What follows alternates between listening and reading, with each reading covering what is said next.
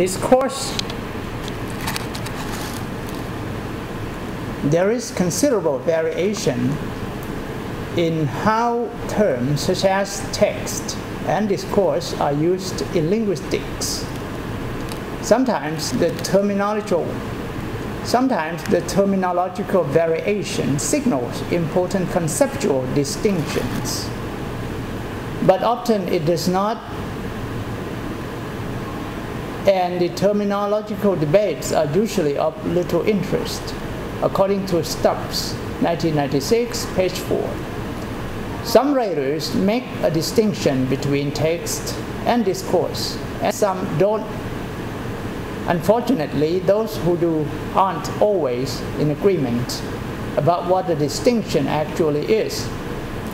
I myself usually use the term discourse when I'm speaking about the communicative process, and text when I'm talking about the product.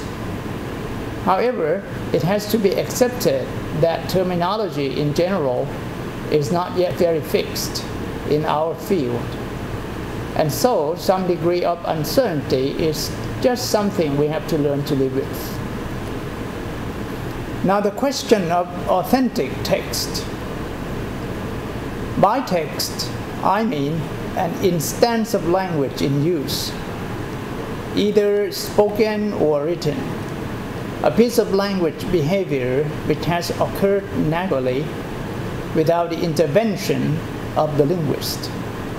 This excludes examples of language that have been invented by a linguist, merely to illustrate a point in linguistic theory, according to Stubbs, 1996, page 4.